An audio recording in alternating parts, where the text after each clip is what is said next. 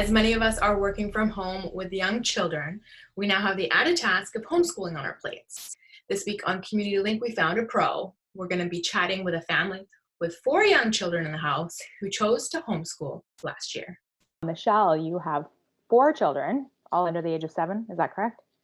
Yes, we have a 5-year-old at 14 or 15 months and a 2-month-old. Wow. Okay. That's a lot. Okay. So you decided to start homeschooling. Did you start out in the public system, or did you kind of make this decision right out of the gate? I think it's something we've thought about for a long time, even before our kids were school age. There's a lot of insecurities that come from us. We weren't sure that we could provide adequate education and socialization for them. But they did start.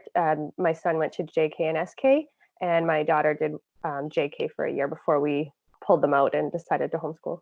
That decision, obviously a huge one. How has it been going? It's been going really well. I enjoy it. I love it. I'm an educator I've worked in the public system. So it's it's my career at home kind of thing. It's not something that I just tackled out of nowhere, I guess. There's things that I'm learning. My son, I think every educator that has ever told me anything about him has said he's like this exemplar student. He's like smart and he's helpful and he's so kind. And there are days that I can't get him to write his name on a paper.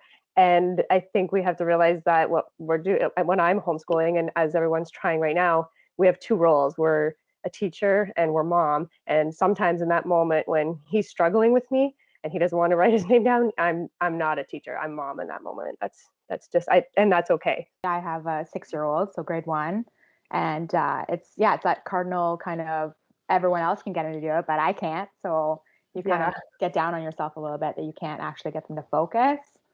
So what do you kind of do in those moments? Do you sit back and just kind of let them have their time?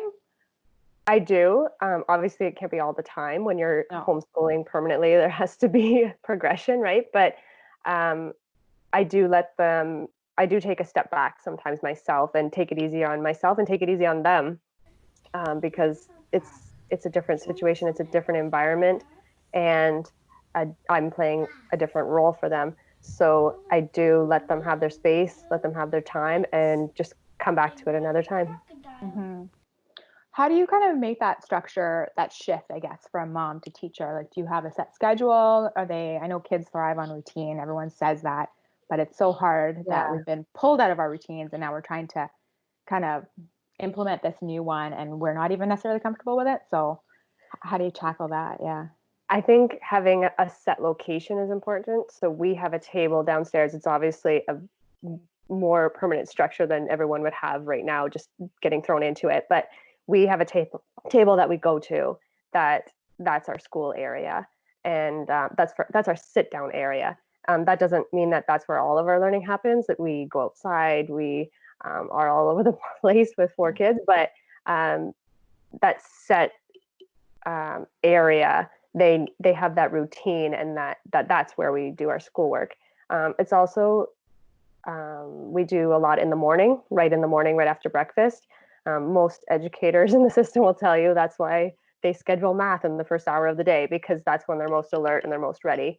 And, they have a big lunch, and then it's the afternoon, they start getting worn out and tired, and it just doesn't work as well to get them to do that sit down work later in the day, especially for younger kids. Obviously older kids would be a bit different, but younger kids for sure. What would you say maybe to families in this time in terms of advice, or even just to stop and take a breath and enjoy perhaps just the time together?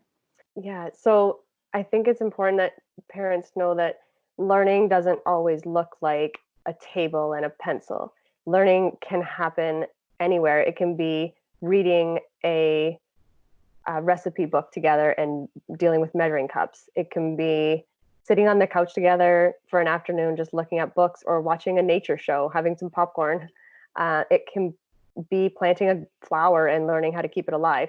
So especially for the younger kids, learning happens through their experiences, and that doesn't always mean a paper and pen. When we really thought about homeschooling, it really came down to more time and more flexibility in our schedule. So we wanted out of that busy day lifestyle. We felt like we were rushing through every day. And, it was a rush through breakfast, get to the bus, straight from school to activities, a mad dash to get them to bed on time.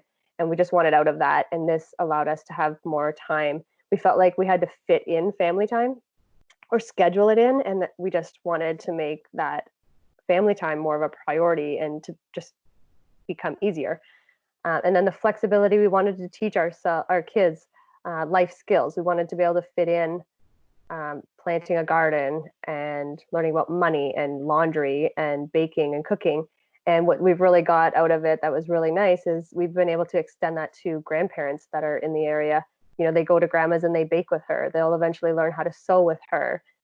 We have time to go fishing with Paka, and we've really been able to form an even greater sense of family and made more meaningful relationships with those people in our lives. So those were our main reasons, and it's working out well for our family. Great advice, Michelle. Thank you so much. Next week, we'll be chatting with a local principal and a teacher to talk about expectations for our children. We'll see you then.